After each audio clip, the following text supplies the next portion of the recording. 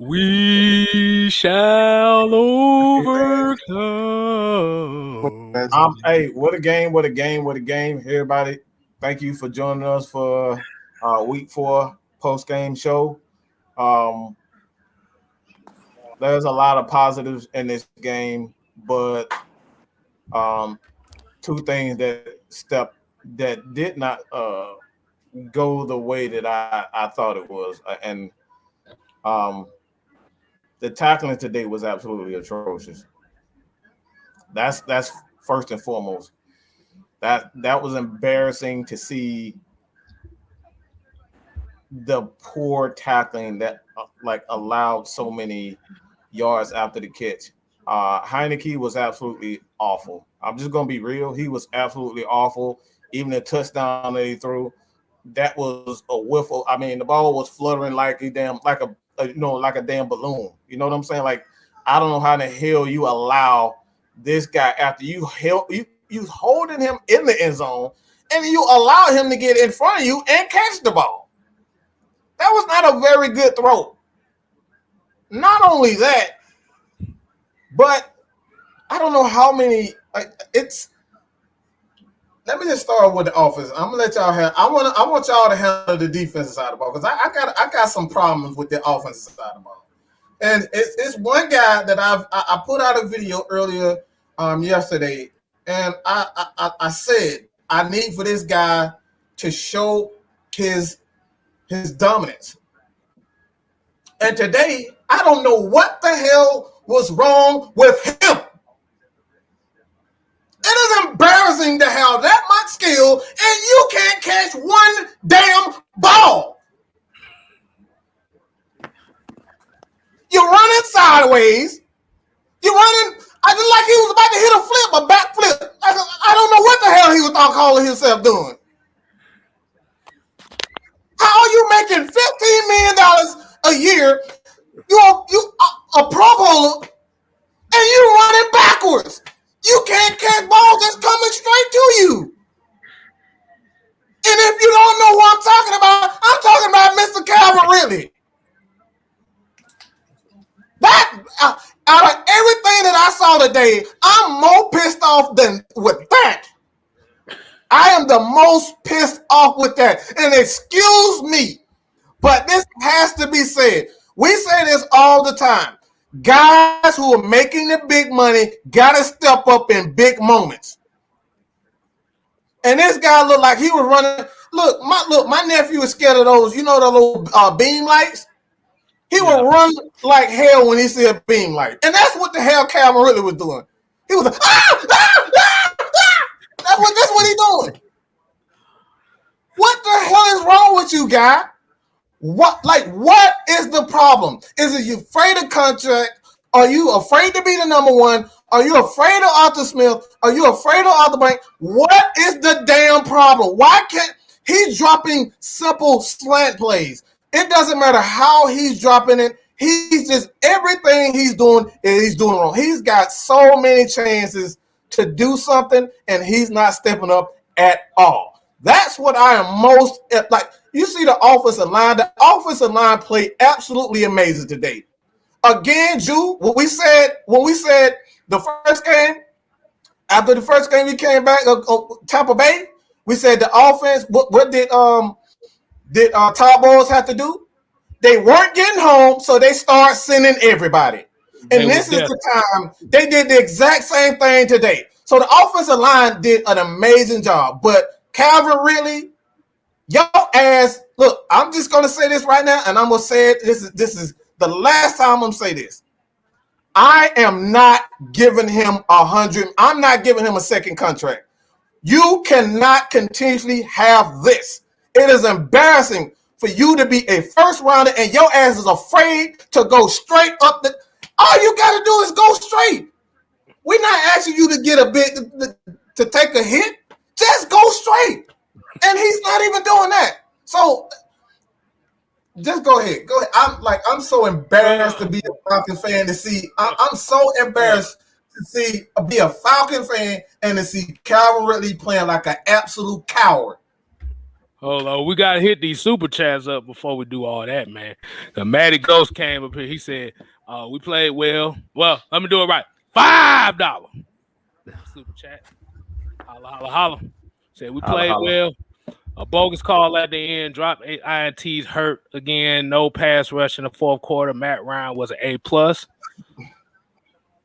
Definitely agree on that one. You can't really put the blame on him. It wasn't. He did everything he could. Not even the whole team. Like I said, that this game was a big time player moment. Mm-hmm. Grady Jarrett stepped up, but he can't do it all. We needed somebody else on that defensive side of the ball to step up. Nobody stepped up. Grady did his thing. But these are the things that we're talking about. Calvin Ridley in key moments. And like I said, I'm sorry if I'm long-winded, but I am so upset with Calvin Ridley. I've never been so upset with a player that has so much talent. And I apologize. I go ahead. I'm so sorry for that. We got plenty more super chats to go through, man. Cause Breezy Crips, I guess he agreed with you. He gave with the $4.99 super chat. Holla, holla. He said, "Preach, Mike, preach." We got to demand more of our star players. Matt Ryan and Grady did that thing. I mean, I'm not Dion missed a tackle, but he did his thing. He allowed, even on a couple of plays, he was getting out the quarterback. He was doing. I don't get mad at drop, tackles and whatnot. So I can forgive that. But when you making simple things, you should have simple things. Go ahead. I'm sorry. Mr. Beasley with the $1.99 super chat said this game might have put the nail in the coffin as a fan. Well, nobody's really holding you to the fire. Like I said, you can jump off as quick as you want to. At the end of the day, we still here regardless. Weezy B came with the $4.99 super chat. He said DBs catch the damn ball and close out the game. Green was so lost on that duck ball. And I'm going to say, God damn. We got they ain't gonna get to say nothing. Let's get it, GA with the $5 super chat. Said we choked. Calvin Ridley is not that dude. No pass rush as usual. We gave that game away. I'm gonna go ahead and go next with this one because I know Jew usually goes next, but I'm gonna go next on this. The story of this game was missed opportunities. What I mean by missed opportunities, we had at least 3 interceptions that could have been obtained. All 3 of them dropped led to 10 points. Deron Harmon had one in the end zone that he dropped. Eric Harris had another one that he dropped. Eric Harris had 2. Dropped 2. Hold on. Let me take that back. 2. So that's 3.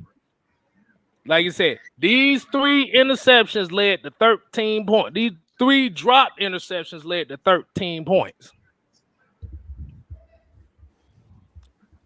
Pass rush didn't get there. I'm sorry, but Tyler Davison's ass need to get the fuck up out. He got to go. He got to go, bro. I don't know what the hell his role is on this team anymore. He's supposed to be the run stuffer, motherfucker. We be forgetting he's even on the field. That was embarrassing to see him get. He got ran and go ahead. Oh my God. I'm just saying that was just bad. And bruh, this was a court info, and like I said, and I prayed to the football guys on Tuesday. I was like, let's get Hayden Hurst involved in this game, and we got him involved. Mm-hmm. We got Kyle Pitts involved. Cordero Patterson, we should be celebrating a win right now. Cordero Patterson had the game of the week. Ain't nowhere in hell we supposed to be losing this game. The Washington football team missed 2 extra point field goals. Let me repeat that again. 2 extra points that were missed. But the problem came to it is, and like I said, and Mike, Jew, we had it in the chat earlier. I think the new phrase for this team this year is gonna be catch the damn ball. That's gonna be the new phrase this year. Catch the damn ball for one. because, bro, I don't even know how the hell, bro. It was like everybody was dropping passes. I saw Calvin Ridley dropping passes. I saw Alameda Zaccheaus dropping passes. Like I Wide said, open passes. and that, like I said, yeah, Non-contested. Just oh my right, God. right. All right, let you and Ivan go. Go ahead. We got a $10 super chat here, bro. We gotta get to. Terry Lloyd said, at the end of the day, Arthur Smith was playing not to lose. Cordell Patterson not is to your best running whatsoever. back, your best wide receiver. He should have been in. Another wasted performance from Matt. And No, that's the thing. that's not true whatsoever. That man had a brilliant call game. At some point, as a defense, you got to step up. Thought when you score 25 plus points, that he did his job. It's a team game. You know what I'm saying? But Ivan, go ahead. Y'all get y'all. Yeah, man. Basically, with this one, as far as offensively, obviously Patterson had an amazing game today with those 3 touchdowns. Out there playing like a very, very competent receiver. Those drops obviously killed us, but defensively, losing Isaiah Oliver was huge. Not entirely sure if everyone knows this, but how tight a Nick Group, Foye, Isaiah Oliver, and JTM are. JTM getting healthy scratch, losing Oliver early in the game. That was everything for the defense. I mean, where was that situational defense of last week? Absolutely gone. Nothing like last week. Obviously, you got those missed opportunities. Eric Harris, I believe it was 2. They may count that third because he was that diving one on the sideline. But man, we've got to come away with some type of situational pass rush at the end. Fowler could not bring down Heineke. That was huge. Obviously, TJ Green should have made a better play on that ball, but man, the pass rush was absent today. Obviously those opportunities costed us huge. Got to say also that losing Nizialik there, that turned out to be bigger than I would have thought, considering he's been kind of inconsistent to start the season. But man, that turned out to be huge as well. Go ahead, Jude. Yeah, man. I completely agree.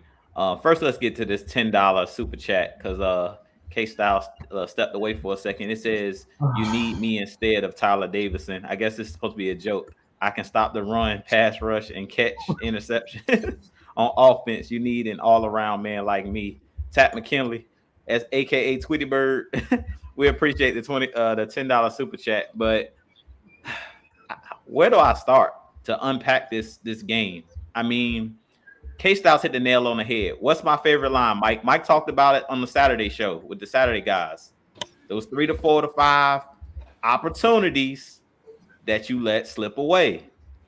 K-Styles was just talking about it. It's blown opportunities. 2 interceptions dropped by Harris. That would have took points off the board. Dante Fowler Jr. Y'all know that's my guy. That's my dog. That's 2 sacks. When he missed that sack, that's when Taylor Heineke threw that touchdown to McLaurin. So that's on Dante Fowler. When you got him wrapped up, you have to finish the play. He's supposed to be the top dog in that room. Other than Grady, he's the top dog when it comes to coming off the edge. You got to bring him down on that play. He don't throw that touchdown if you bring him down on that sack. Just so many blown opportunities in this game. I mean, the sacks, the interceptions, Cam Nazalek getting hurt, Isaiah Oliver getting hurt. That was huge because you had to throw Avery Williams in the game, who's a guy that doesn't usually play with the first unit, and it showed. I mean, another thing, Mike talked about the tackling. Isaiah Oliver is a sure tackler. Deion Jones on that last play with McKissick. How many times have we seen Deion Jones in one-on-one situations with a running back completely annihilate the running back? In this situation, him and McKissick were the only guys on the left side of the field at that time. So it was like if he didn't come down with that tackle, which he missed that game-winning, basically, or touchdown-saving tackle, McKissick was able to scamper up the sideline wide open. They was in man-to-man coverage. So Deion Jones to be a top linebacker, Mike talked about it. You have to make that play. He's one of the defensive leaders. It's no excuse. Calvin Ridley on the offensive side of the ball. Mike talked about this a little bit earlier. My problem with Calvin Ridley not only is because he's the top dog as far as the wide receiver, but when you drop passes that are wide open in your hands, it's deflating and it's something that carries over to the other guys. You see, after he had that first drop, Kyle Pitts dropped one. Then Zaccheaus dropped one because they're looking at him like if he's the star player and he's dropping passes, it starts to get into your mental. So it's just like you can't have the missed opportunities. This could have easily been a blowout for our team if they come down with those interceptions. And if they do it, I had the score at as 30-17 was my score, my prediction. We got to 30 points, and we could have easily held them to that 17 if we make the plays that were there to be made. I talked about in my pregame on my preview show, Taylor Heinicke would throw the ball in tight windows. He will give you opportunities for interceptions. We had 3 easy interceptions in our hands, and we let them slip away. So the game, they always say it's a game of inches, and it was surely a game of inches today. I mean, we've seen it. Those small, intricate details that Mike always talks about, you have to be focused. You have to do the small things. When you have a chance for an interception, I talked about it in my preview show. No interceptions this year for our Falcons.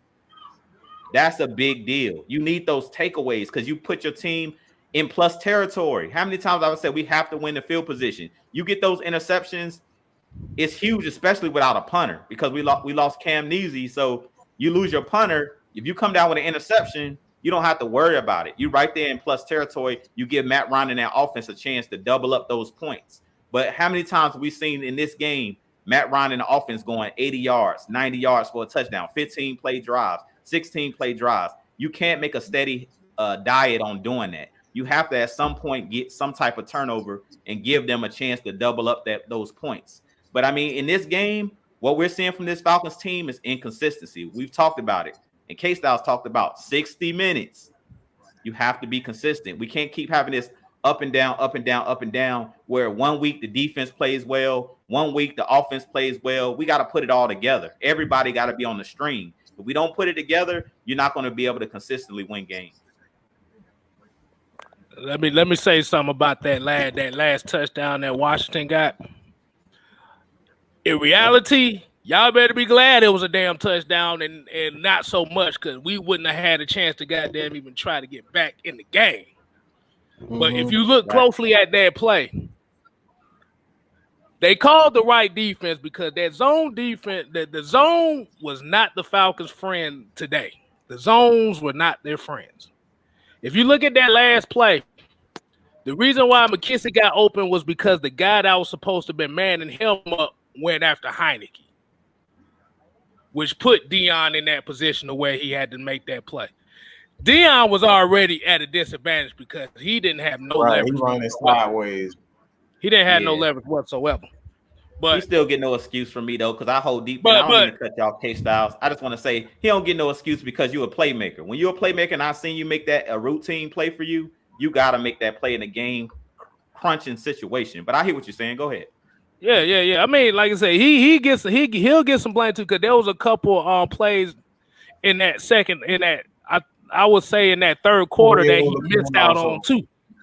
Fourier made some horrible plays today. Like I said, the whole defense made some horrible. I was gonna say Eric Harris was the main one on defense making a lot of plays today until he dropped that damn interception that he had.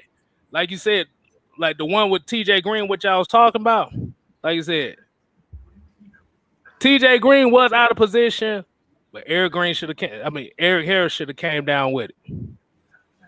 And like I said, I've been preaching all offseason about running the damn ball. We ain't getting no balance today. I think that was one of the main issues. We're not, like, in what Ju was talking about with the consistency. We're not seeing consistency as far as balance. See, now we're kind of reverting back to where we were last year, as in throwing this ball maybe 40-something times a game. Yeah, but I would say I would take it this year because it's not throwing no dangerous passes. There's a difference.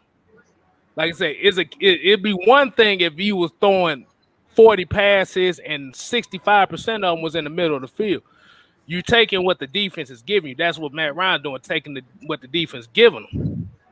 And Mike, I know we're gonna talk about this later, but I'm gonna go ahead and get this out now. Mm-hmm. It's 18 seconds left on the clock. Why the hell the next play take the 1 second? And we ain't even gonna talk about that. We're gonna talk about the pass interference call that was rescinded on Calvin Ridley. That may be the only thing Calvin Ridley did good today was draw some pass interference calls.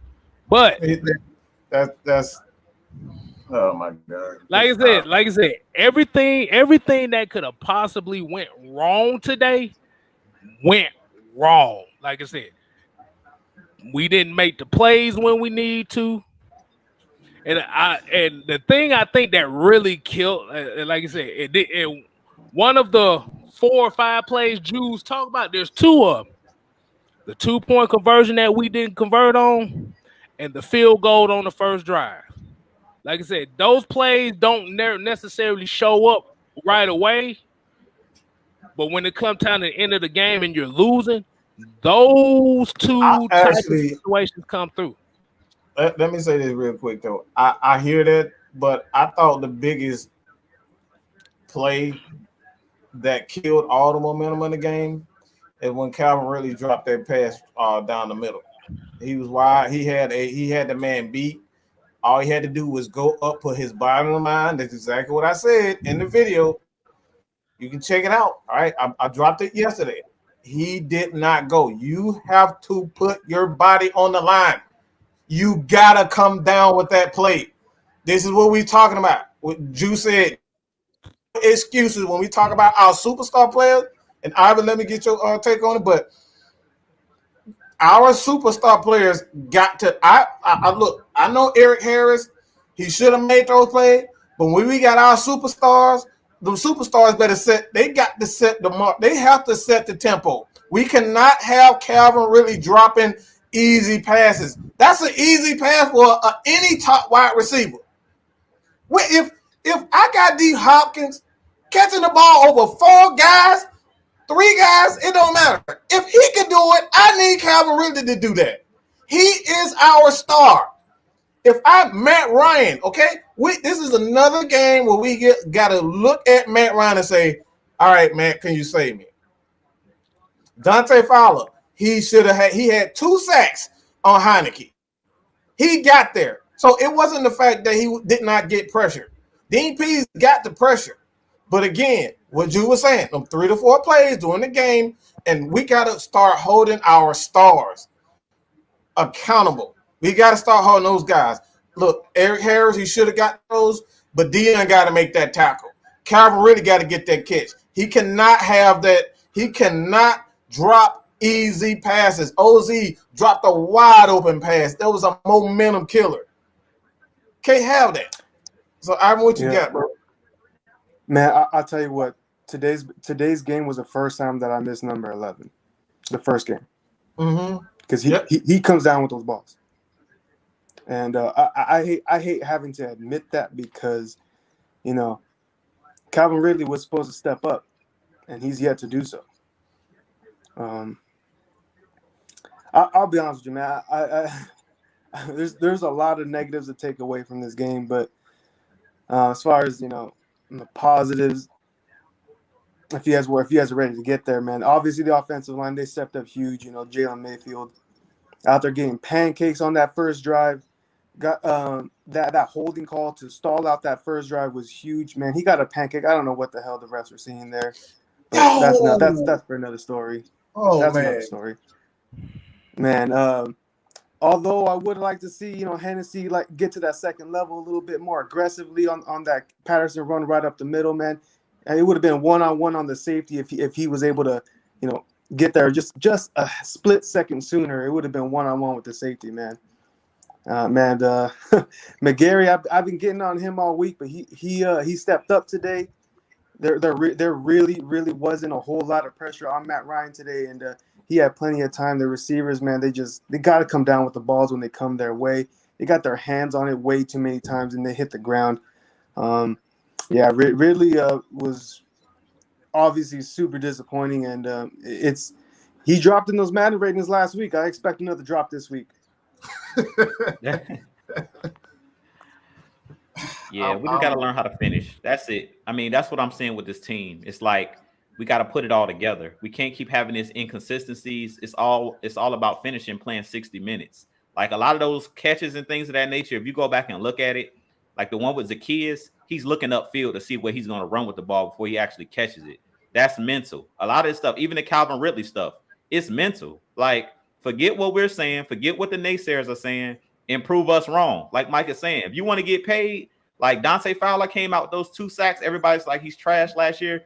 It's up to you to go out there on the field and play with a chip on your shoulder and prove everybody wrong. If Calvin Ridley want that money, he gonna break his neck across the middle to make that catch. And like Mike said, you need your leaders. Like you seen Matt Ryan today. He was laser focused, laser sharp. It's not really much I can say negative about the way that Matt Ryan played. 4 touchdowns, 0 interceptions.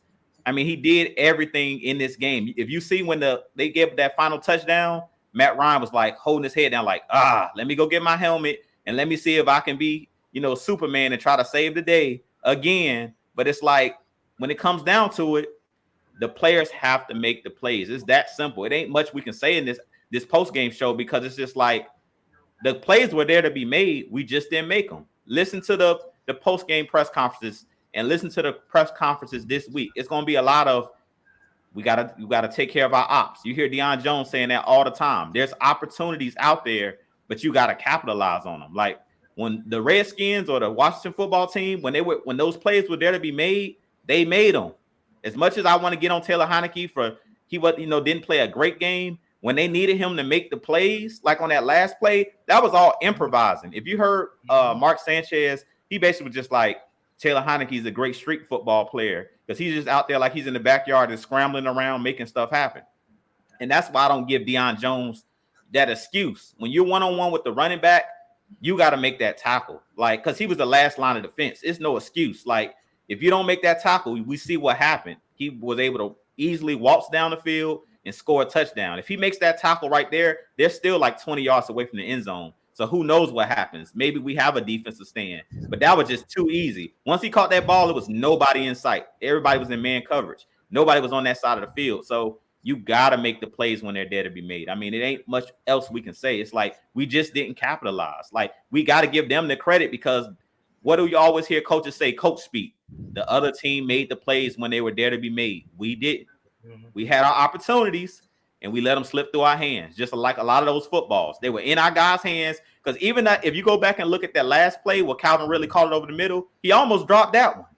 He was fumbling the ball with that one, and they were just – if you've seen the players, I think it was Collins, he swatted at the ball at the end. He was already down, but at that point, it was in Calvin Ridley's hands. Like, they're like – he needs some glasses. Maybe he cross-eyed or something. I don't know what's going on. Maybe he cross-eyed and he needs to get some LASIK surgery or something. Hey, I'm about to say one thing about this game, too, is you saw at least 6 throws go 25 yards or more from Matt Ryan. 3 of those went for pass interference calls. 1 went for a touchdown, and another one was dropped by Calvin Ridley. At least 5. Hey, let me point this out though. I think this has to be pointed out, and I will be shocked if this doesn't get addressed, and it has to get addressed fast. But before that, Iceman, Washington never lost momentum in the second half when Carter scored that touchdown. That was a key point. That was a key point during the I don't agree with them not losing momentum. I just think that again, like Heineke, he like I said, he wasn't great. He threw a lot of terrible passes that just should have been picked off. There's no like I said, when you give any player in the NFL extra opportunities, they're going to make plays. You can't continue to get Terry McLaurin extra plays to be a start. You cannot do it. So I understand that Heineke ended up getting, he made some plays, but he only made plays because we didn't make plays. If you feel what I'm saying, like stars have to close. If Dante Fowler, it was 2 sacks in the fourth quarter. He missed both of them. That wasn't because Heineke was scrambling. He just didn't finish the tackle. Deion didn't finish the tackle. Eric Harris dropped 2 interceptions. All of this is in the second. I think it was like towards the end of the third and the fourth quarter. He dropped 2. Like, this is crunch time.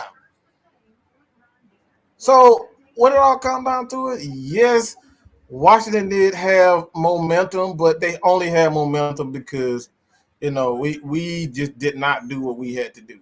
You know what I'm saying? And I like this has to be addressed right now, and we're gonna go further in depth with that tomorrow with the cooler talk with K Styles, but Tyler Davis was absolute shit. That dude played like I don't.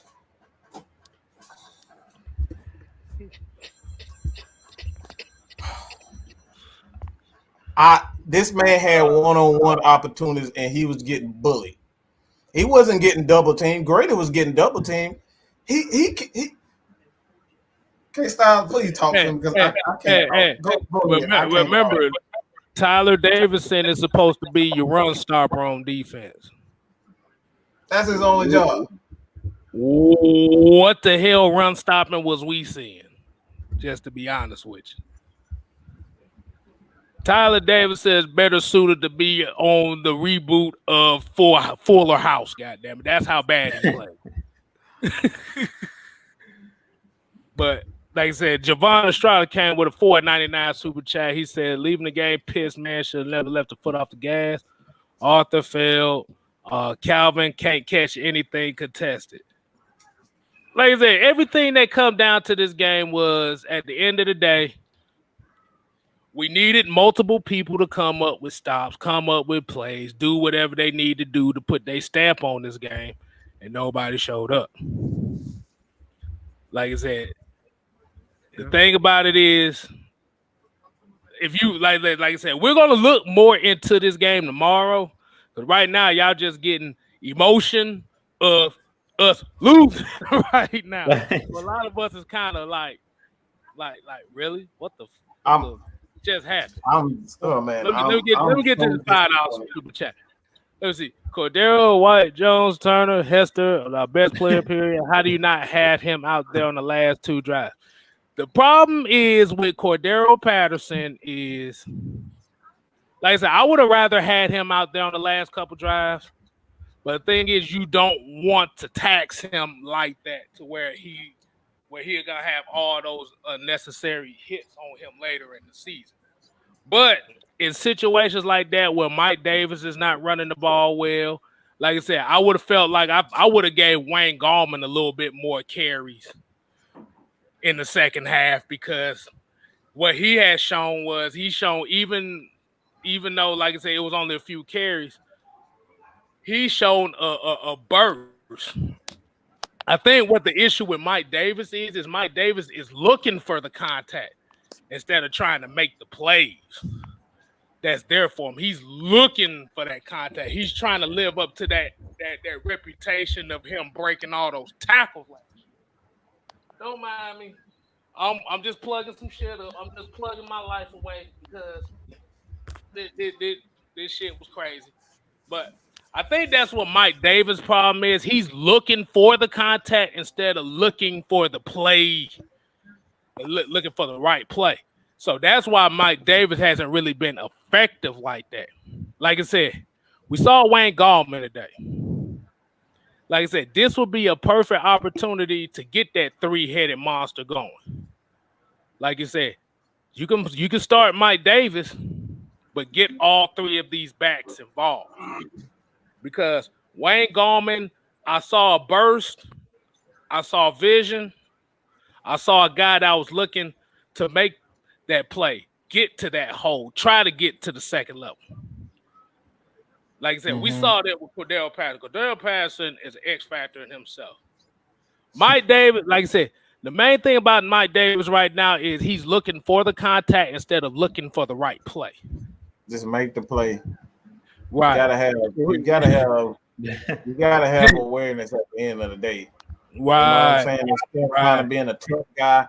I think Mike Davis gets too caught up in being a tough guy instead of a football player. At the end of the day, you gotta make the proper play. And I think he seeks too much contact, trying to be the tough guy. And at the end of the day, man, I keep saying this. But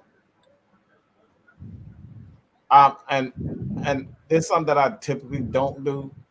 But I just got to say, I'm like, if there's one person that I'm really extremely disappointed is Calvin Ridley.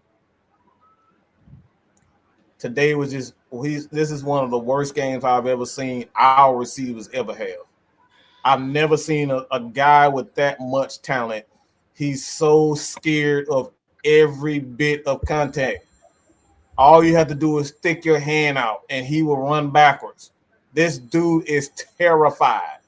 As a coach, how do you even feel comfortable throwing the ball his way, calling plays for him? I don't know what else Arthur could do to him. I really don't know what you could do. I have no clue because everybody making plays. I don't expect OZ. I expect him to drop balls like that. You know what I'm saying? But I don't expect that out of Calvin Ridley. I don't expect Matt Ryan to, do foolishness. I expect Matt Ryan to do what he does. But Calvin Ridley, you're that number one guy. You played like an absolute chump. I can deal with missed tackles. I can deal with one drop pass. But Calvin Ridley looked like he don't want no parts of playing football. That's what I'm most disappointed in right there. Everybody else can make mistakes. When you look like you're afraid to play, I don't want you on my team. I want him out. I don't want Calvin Ridley on my team. I'm seeking a trade as I'm talking right now. I'm getting rid of him because he's playing like a straight up coward. You can't have that. You can't preach. We're going to be tough and go ahead and get the super chat. But he playing like a straight up sucker. He's scared of everything. So here's my question, though. But before I get to the question, I'm going to get to this $10 super chat from Matty Ghost. He said Arthur Smith didn't account for the injury we had to Oliver and a lack of pass rush. That's the only flawed coaching I saw. Fowler bust, Davison bust, Means bust. Jared must be like, damn, what the fuck is y'all doing? I mean, the way the defense played today, it was really like, Bubba, what the fuck was y'all doing today? I mean, I'm just saying. So, but this is gonna go into my question. And appreciate J. Dot, the OG, for the 99-cent. 99. Appreciate that, homie. So this is gonna be my question, and I've been asking this question the last couple weeks about Calvin Ridley. Is it that Calvin really is scared to take the responsibility of the number one? Is that really what the issue is? I don't think so. Or is it the fact he's a coward? I'm just gonna come out and say he's a straight up coward. He don't want no parts of being a football player. He want to be pretty. That's his problem. We need football players. I don't care about him being able to run routes and all that stuff. The way he's playing like a coward. Go ahead, Jude. Yeah. Where were you going with it, K Styles? He was about to say something else. What was you about to say? Because I was gonna ask, like, because like I looked at, like I said, Calvin really had 80 yards on 7 catches today.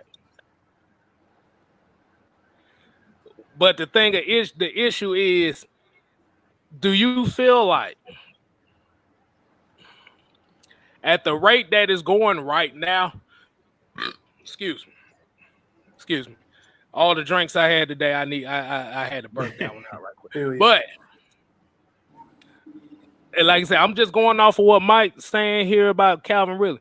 Do you feel like Calvin Ridley is missing Julio Jones a lot more than what they putting out to be? It had nothing to do with Julio. Go ahead. Nah, I just think with Calvin Ridley, it's all mental. It's mental. The reason I say it's mental, look at a guy like Jamar Chase in the preseason who was dropping everything.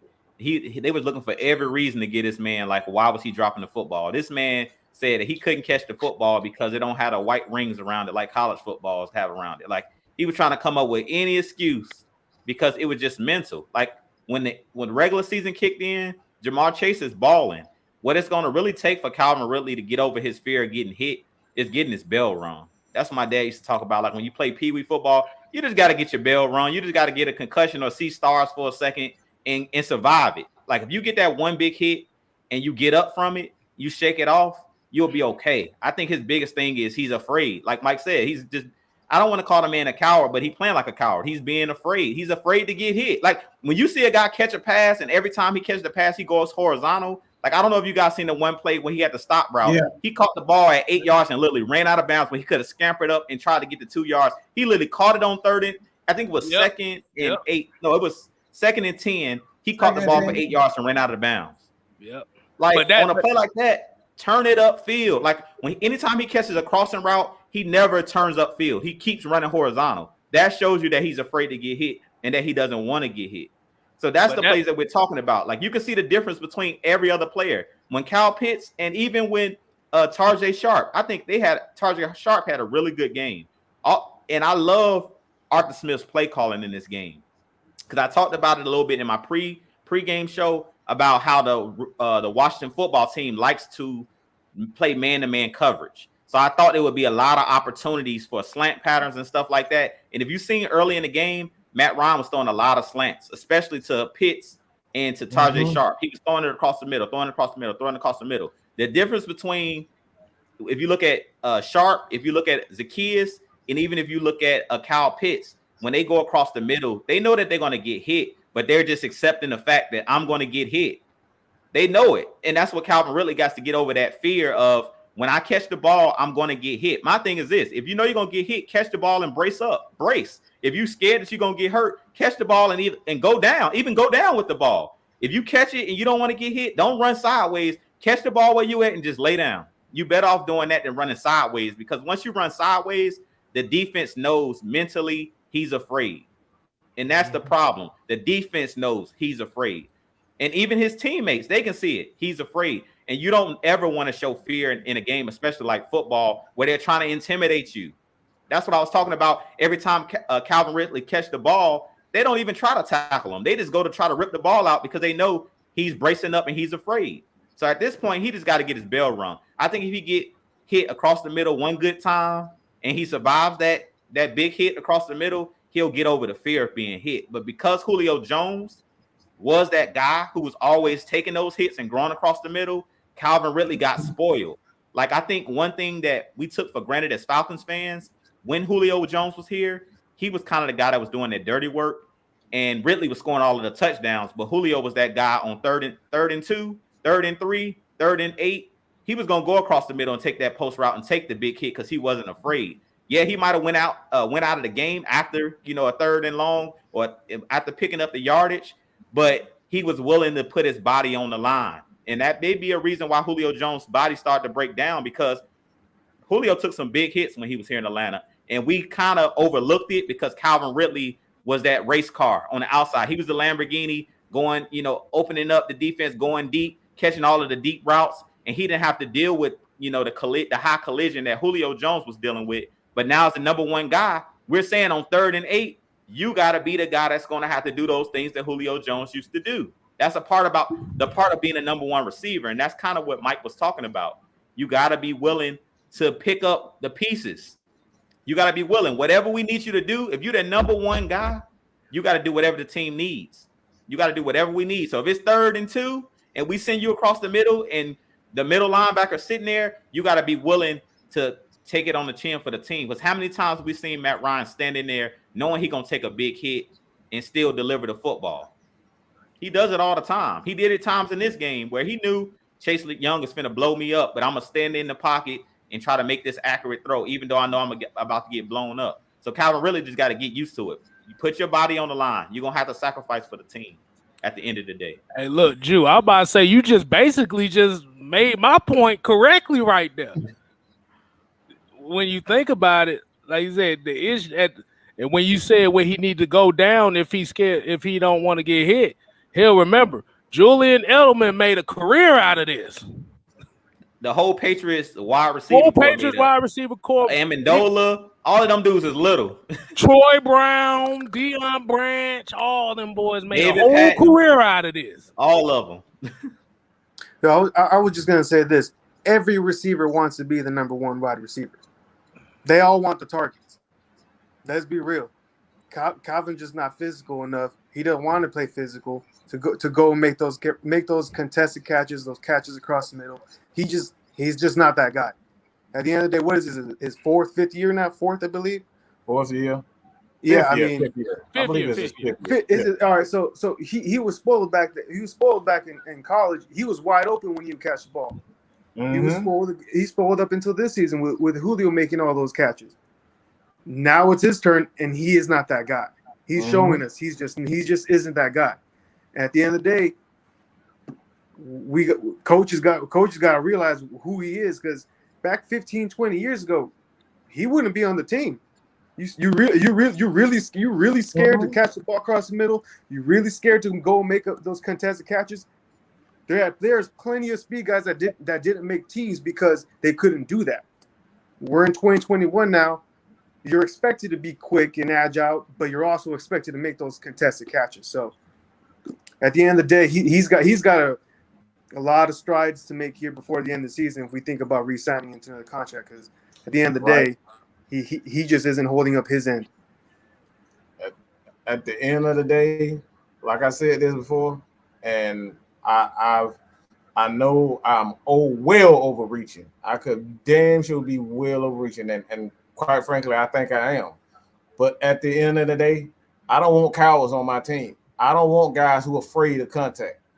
And like I said, he can be a Pro Bowl player for someone else. I don't want that attitude, which is right when you're building a team. I want guys that are going to be tough. I want guys who are going to give up, because it's going to come that one play during, whether it's the playoffs or just a regular game, where you need that one play that sets to get that win. And if he's afraid to get the first down, or he's afraid to get into the end zone because he's looking backwards or looking side, I don't want that. I want guys that I know is going to put their body on the line. Calvin is not that. And like I said before, I've already stated this. He is not that receiver for Arthur Smith offense. Been saying that since before he even coached one game. When you look at how Arthur calls his game, he likes his receiver to be physical.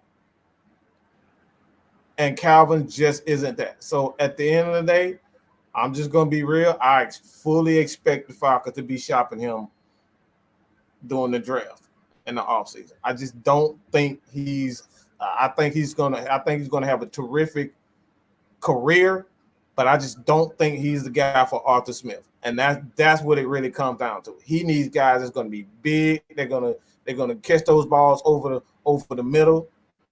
They're going to get there, fight for those extra yards. And Calvin just doesn't want that.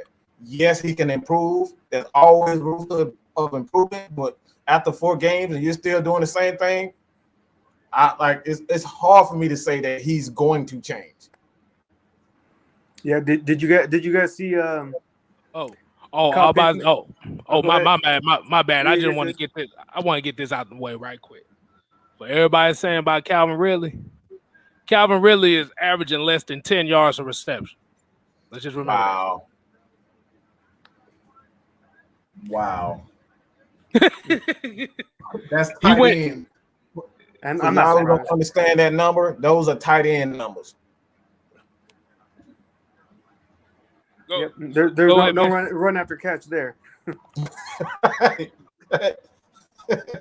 Yo, I was just gonna point out, if you guys had seen Kyle Pitts fighting for those extra yardage, I believe it was a 3rd down, but the way he just bowed up, try to drive the defender past that 1st down yardage.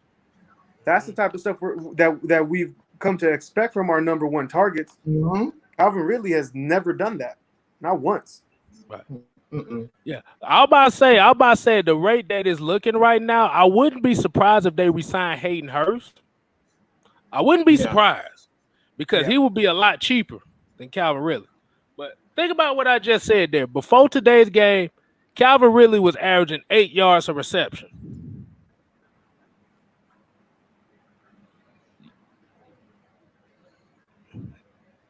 If your number, like I said, if your number 1 receiver is averaging 8 yards of reception, like I said, that kind of tells the defense a lot as far as what they need to look for. Yeah. Let me just say this real quick. This comment, stop it, Mike. He's good. You have no right to call him no one a coward. You can't do half what he's doing. I actually played, so yeah, I can. But at the end of the day, it's not even about that. When you are a football player, this ain't about me. This is not about me and calling him out. A football player will call you out for what you are. And if you actually been on the field and you've seen people, they will call you a coward. They don't want you on the field. They don't want it. They want you to be able to step in the pocket and put your body on the line just like a quarterback will, just like those offensive linemen. Look, these guys taping up their knees, their fingers all crooked, and you out here just catching balls and you scared to go, like you scared to go forward. They're not asking for you to do much. Just do your job. And if you are half-stepping and you costing this team yards and first downs because you're afraid, that's what it is. You're playing like a coward. You playing like a coward. There's no way around it. If you're afraid as a football player of contact, what else do you call it? I don't know what you call it. You're in the wrong sport. You're afraid of contact playing football. Mm-hmm. It's demoralizing to the team, really. That's what it is. Your number one players out there scared of contact. That's demoralizing. What are you going? That's supposed to be your star player. Right. Like you said, because the thing is, is not so much as calling him a coward as far as a football player, but you have to look at what he's seeing, what we're seeing on when we're watching the game. Like I said, the thing about it is, people look at these games and they see these players, certain players, and how they react to certain situations. Like I said, we saw it in the Giants game last week when it came down to when it came down to third downs, and Matt Ryan was looking for Calvin Ridley to make those plays, and he plopped before the first down line or it dropped it.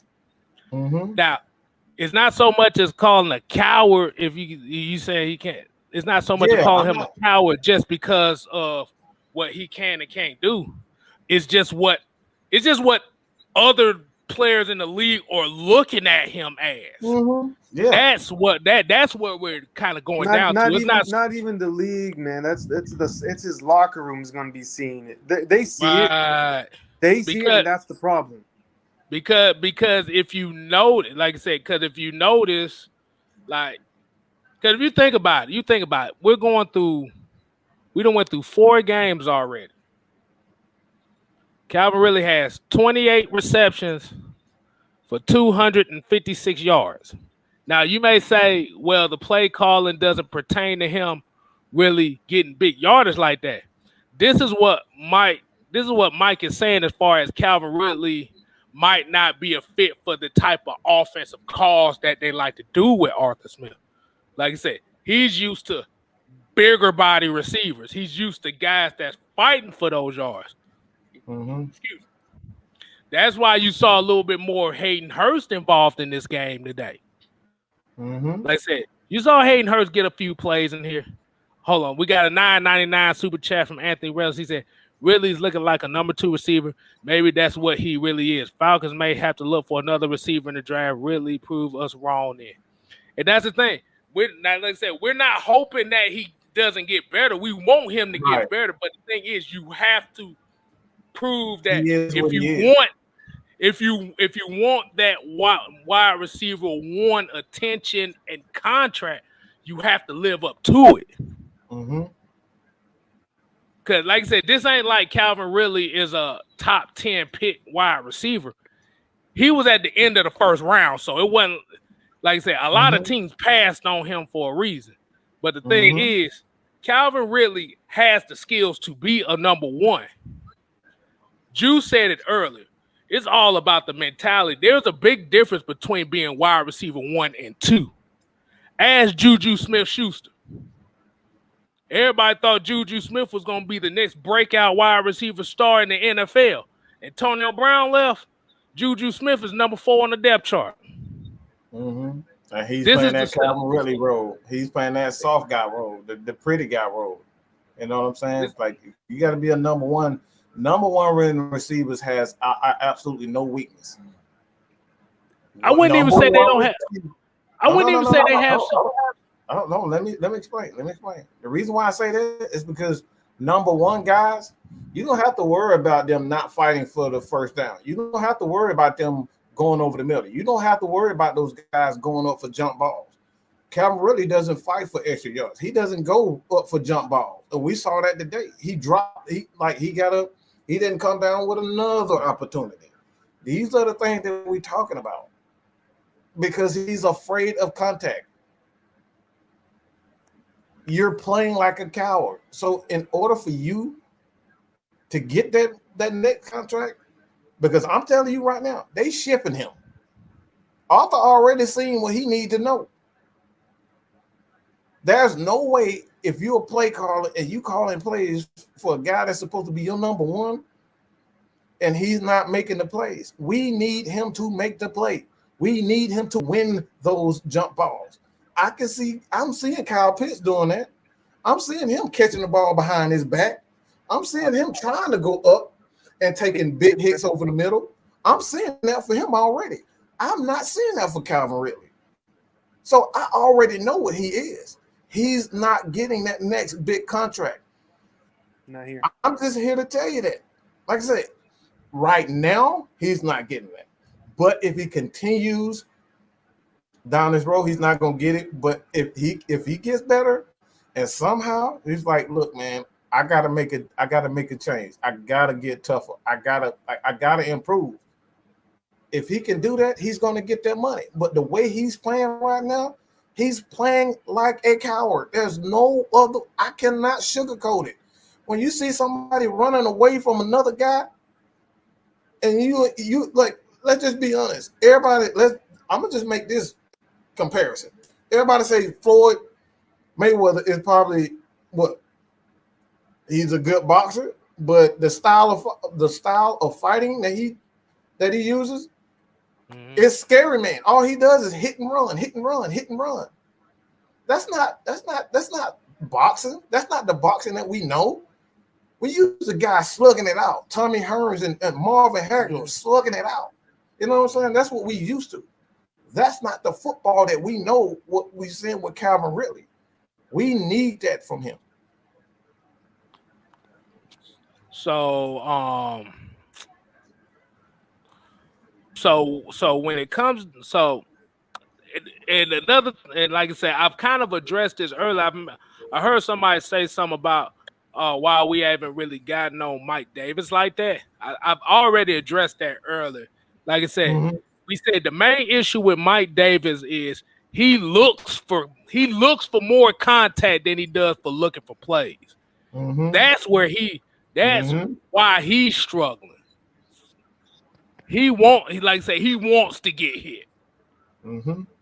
He's going down the TJ Duckett. That's why TJ Duckett fell in decline later, like later in his Atlanta Falcons career, because he was looking for more contact than actually making plays. Absolutely. All right, but we got a $4.99 super chat from Gene Batten. He said, "I think they should make Pitts the number one and play Hurst at tight end." And like I said, eventually you might see that. Don't be surprised. And like I said, even with that, do not be surprised if y'all see more Felipe Franks on this field as a gadget guy. Don't be surprised to see Frank Darby in that lineup real soon. If when Russell Gage come back, that physical receiver, we need that physicality because at this point in time, we know we can't count on Calvin Ridley to be that. You know what I'm saying? Because I think Frank Darby might be the spark plug this wide receiver core really needs. Yes. As much as we kind of like maybe don't know 6th round pick, whatever. And I know we talk about well, he's he's so hype and stuff in the preseason. Maybe Frank Darby might be that type of guy this offense needs because they need some. The wide receiving room needs that one guy that has like that energy to go and be like, "Fuck it, I'm gonna do it." That's what I'm thinking. Maybe Darby might be that guy. They need that. They need that guy. And on the front, I honestly think that's what it is. Yeah, they need because, like you said, Alameda Zaccheaus, he had one of those. He had a good game against the Giants. He had a bad game today. We don't have consistency in that wide receiver core, but this is the issue why we say that wide receiver core is kind of an issue because you don't really have guys like that can really be consistent. We have a lot of small guys. We have a lot of small. We have a lot of small-minded guys. There's a difference. We got a lot of small-minded guys, and like you said, as small as Russell Gage is tough as hell. He looked like Mike. He looked like Mike half the time, but he's tough as hell. Whoa, you say I'm not tough? Oh, I didn't say you ain't tough. I said he look like your ass. I said he's tough. Motherfucker, don't be trying to twist my words around. No, but the thing is, like I said, that's why I meant to say tough-minded because Russell Gage is not a big receiver, but he's tough-minded. He's willing to make those type of catches when he'll drop a couple, but he'll drop less than he'll catch. So we're gonna have to wait and see. And this is why I'm kind of like I said, Frank Darby might be that guy they need. Yeah. Because Alameda Zaccheaus dropping that wide open out, that 15-yard out route against that zone coverage was very disheartening to me. I didn't like that at all. I didn't like that at all. That's another momentum killer. You can't have those types of things. Like, cause that's the thing. Like it was one thing when OZ dropped the one across the middle. That's one thing. He's a smaller guy. That's like last week's game when he caught it across the middle. That was a huge play for us. When he dropped it across the middle this time, wasn't that big of a surprise. But the one on the outside, he was wide open. You got to come down with that ball. There's no excuse for it at all. Right. But I was just saying, like, as far as size goes, there's a reason why number one receivers tend to be on the bigger side. Yes, sir. All right. Yes, sir. You got to be, because like I said, if we look at the number one wide receiver, the responsibilities for a number one wide receiver is usually to not only gain the attention, but you got to be able to execute under that attention. You got to be able to fight for that extra yards. You got to be able to set the tone. You got to be able to get in the end zone. You got to be able to block. You got to be able to do the little things.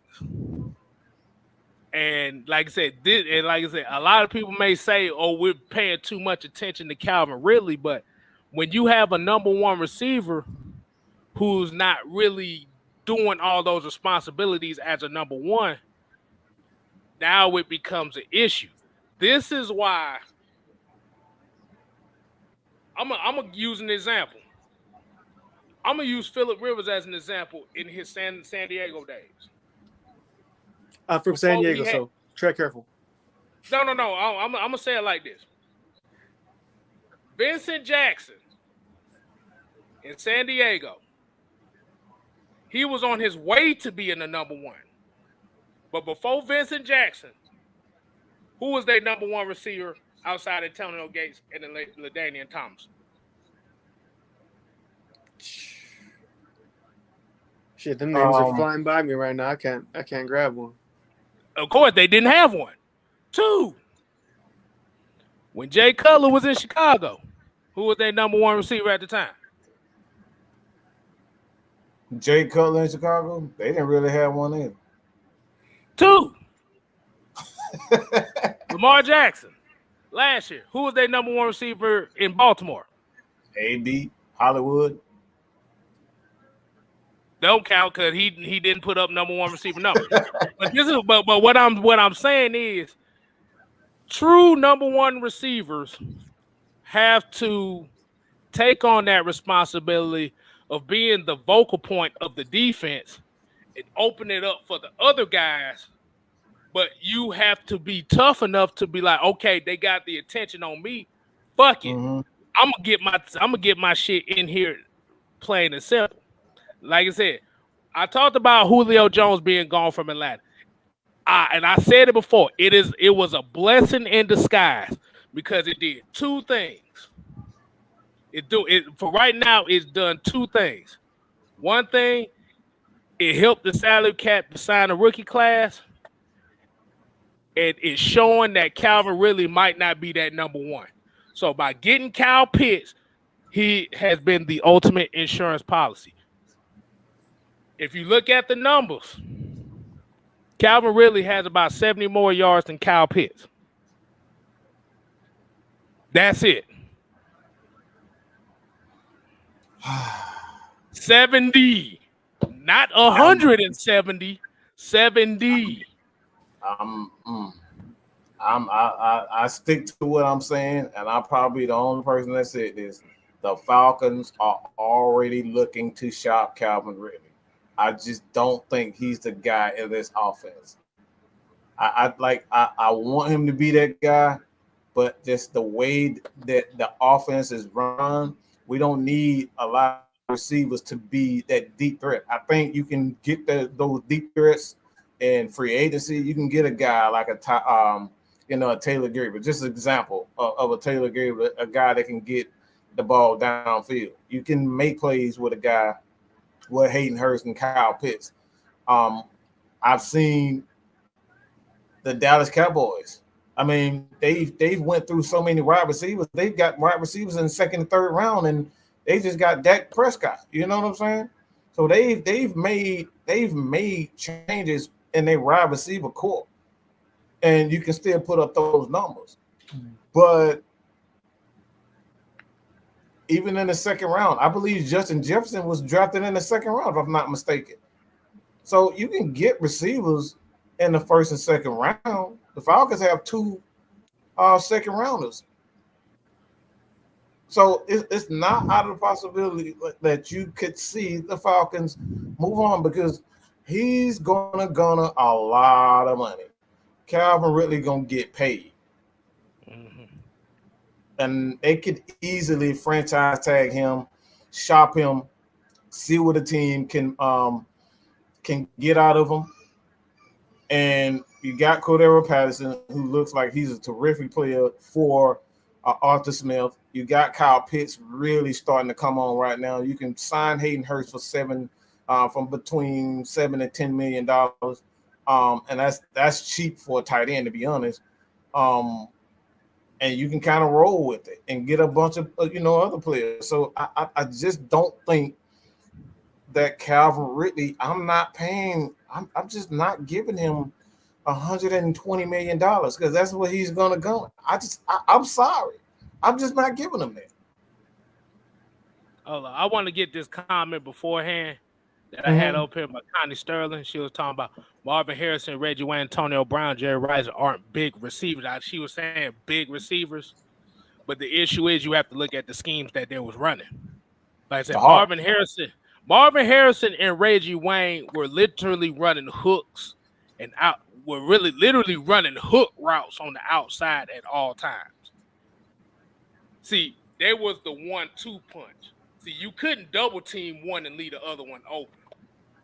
That's a difference. And they kept them guys around a long time. Now, Reggie Wayne, when Marvin Harrison retired, you saw Reggie Wayne's number go down just a little bit enough. But you also have to remember, they had Dallas. Well, when Reggie Wayne got there, you started seeing a Brandon Stoke, or you start seeing a Dallas Clark being more involved in the offense. So it was running plays that is situated what they did best, and that was running hook routes and outside hitch routes. They'll run them comeback routes.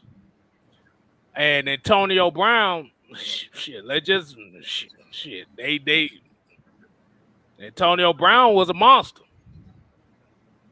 Like you said, it's all about the mentality. You got to have the mentality. You got to have the mentality. Nobody would think Wes Welker and Edelman are like big guys, but they play like big guys. We talking about that, like y'all getting too caught up in just the physical stature. Like it's yes, they're looking for guys in the NFL. You're looking for guys like who's built like Julio, who's built like DK Metcalf. Like you looking for those types of guys. Right. But a lot of those smaller receivers is not like what his name Tony from the Giants, the small guy. Like you're not seeing these guys being drafted in the first round. Yeah, look, I'm about to say one of the perfect little man wide receivers of all time was Steve Smith. That's the perfect example of a mentality receiver you want. Small as hell. He didn't give a fuck. That's what you want. It's all about upstairs, your mentality, and your heart. If you don't have it, it's it. That's what you want. And like I said, as Falcon fans, we remember Steve Smith killing the Falcons. I would not say, like I said, Deshaun Jackson was okay, but we're talking about getting tough yardage. We talking about beating it deep, like the complete receiver. Steve Smith is the type of guy, if you're looking at small receivers, you're looking at a mentality. And Steve Smith had that mentality. But but like I said, that's what we look for. That's what fans want to look for in their wide receivers. That's actually what they want to look for in their players. Like I said, you ain't got to be the biggest guy on the field. You, like I said, Julio is an anomaly. 6'3", 230 pounds, and motherfucking running like a freight train. That's an anomaly. It's about the heart, bro. Right. And like I said, that's what makes fans gravitate to players. Is all about the heart. It's all about, okay, I'm going to try. Like I said, you don't always have to come down with the play at the necessary moment, but it's all about, are you going to try? Hold on. Terry Lloyd said with the $10 super chat, he said, I know you don't want to burn Cordell Patterson, but if you don't win, no, you won't have to worry about later in the season. Hey, I'm about to say, I'm not going to say that right now. Like I said, I know what you're saying, but we're not going to worry about that. Like I said, if the Falcons beat the Jets in London, for God's sake, I got to wake up early in the morning for this. Well, I'll probably be up anyway. Baby girl, she going to wake me up about 6 o'clock in the morning. So, but like I said, that the next 2 games, which is the Jets and the Dolphins, you got to win those 2 games. Ain't no ifs, ands, or buts about it. If you don't win these 2 games, the season is pretty much going to be in the question mark right now. But like I said, at these moments like this right now, it's all about who wants it. That's going to be the 3-word phrase for this week. Who wants it? Like I said, we saw Jalen Mayfield take a stride from week 1 where everybody thought he was absolute garbage. And these last 3 weeks, he done moved up, and it looks like he ain't moving from that left guard spot no time soon. Like I said, we ain't got, like I said, the Jets and the Dolphins, we ain't got no damn excuses to be losing to these 2 teams.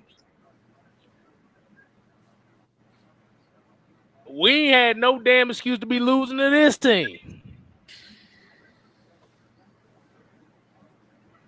But at the end of the day, like I said, whoever wants it, they're going to make the plays.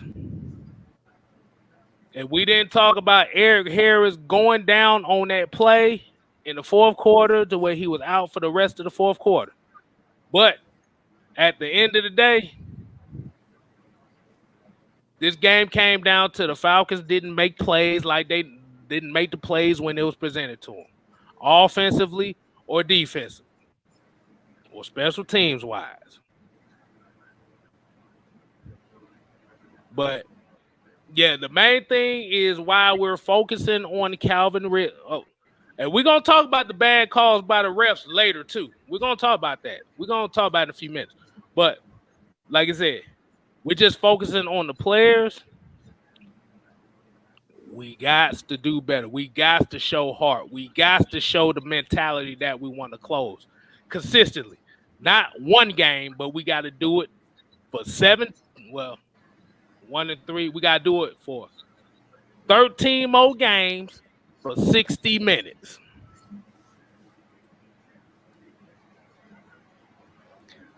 I got one. I got some here. We had Marlon Davidson out today, and JTM was a healthy scratch. Now, I had Taquan Graham and AO picking up those extra snaps. Mm-hmm. Where the hell were they? I know they're young and they're rookies, but I didn't see any play. I didn't really see anything from them today either. The entire defensive line, besides Grady and Fowler, on those 2 missed opportunities, Mm-hmm. they were. I couldn't find them. Like I said, the issue was, if you looked at the Washington game plan, was, I'm gonna just say it like this. The real issue was it was the interior of the defensive line wasn't getting no pressure. This is why you didn't really see those guys really making no type of impacts. Like I was saying, this is why we say like I said, Grady Jarrett getting double teamed. He made a couple plays, but this is why that second interior defensive lineman. This is why we're waiting on. Yeah. Davidson being out, I think, was bigger than we realized going into the game. He said, I didn't realize it was going to be that big of a deal. I mean, yeah, he's a monster up there, but I mean, I think his snap count's right around 20, 25 the last few weeks, and I think we really missed those today. I'm about to say, this will be one of those situations where you might see a Mike Pennell Jr. coming up sooner than you think, because they're going to need somebody that's kind of bigger to do what they got to help that defensive line, because ain't no way in hell that Tyler Davidson is supposed to be your main run stopper, and I don't see him stopping no damn runs. Yeah, that was a big deal today. No pressure up front. Shit. No pressure up front. Was new, right? So really what it comes down to at the end of the day, hey, this is one of them games. Like I said, I keep saying this again. This is one of these games where you didn't make the plays like you needed to, and it cost you the game. Like I said, that first drive, when they went 15 plays, took off 8 minutes of the clock, and only got a field goal out of it, came back to bite us in the ass. And like I said, that's just one of those situations to where you don't think about it as the game goes on until the final score is over. Like, damn, if we would have scored a touchdown there instead of gotten a field goal, now that would have put more pressure on Washington to score a touchdown. Instead, by only having them 3 points, now Washington doesn't have the pressure like that. We got a few super chats here we got to get to. Jason Gardner came in and said, who can they add defensively this year to get it right? Like I said, they got a couple guys on practice squad right now, like I said, that should be able to help. Because the thing about the Falcons defensive line is they need some big guys on there. Like I said, hey, because like, if you actually look at the Falcons defensive line, we're really undersized if you think about it. Yeah, I'm glad I didn't see Kaminsky getting there. I don't think I saw him get any defensive snaps. Kept him on the special teams. Yeah, he was special teams. I see. The thing is, I don't think Kaminsky has earned the trust of Dean Pease and this defensive coaching staff to really get some playing time. I guess they don't see anything. Yeah, I mean, he only got 2 defensive snaps this year. That was in week 1. One of those plays, he just got blown 5 yards off the ball in that combo block touchdown untouched. So obviously he isn't doing that much in practice either, because I don't think he would have seen the field if we didn't have Marlon Davidson out. Mm-hmm. Exactly. But I think Mike Pennell. I think, like I said, once they bring Mike Pennell, I thought it would have been this week because of the injury. I think because you gotta think bringing in somebody a week, you still gotta give them a couple weeks into the system so they can learn and know nuances and stuff like that. So this Jets game would be the perfect opportunity to bring out Mike Pennell Jr. Whatever the fuck he calls himself, but it's just Mike Pennell. But you need size on that defensive line. This defensive line, like Grady Jarrett is really the biggest guy on this defensive line. He's 302, something like that. Yeah, and he's considered undersized. And he's undersized being 5'11. So that's crazy. But Los Falcon came with the $5 super chat. He said mistakes like a Jerry Springer paternity test. I said heart wins games. That's all it comes down to. You gotta have the mentality to win these type of games, regardless of any situation. I thought I saw a couple more super chats, but what he said, I should have addressed it and said it wasn't. I'm about to say, BCJ, what you talking about? Well, I should have addressed what? Just see what you talking about. Them folks thought you got hacked, Mike. Yeah, what I'm gonna do, I apologize, everybody, but I gotta cut the stream short because I think we've been hacked. So I gotta cut this short. I can't keep going. So I apologize. But we definitely been hacked, and I don't want anything else to happen, but something just isn't right. So we apologize. But I gotta cut it. I gotta cut the stream short to kind of protect the platform. So with that being said, everybody kind of as a matter of fact, like I said, I apologize, but I gotta cut it short. All right. I gotta cut it short. All right. So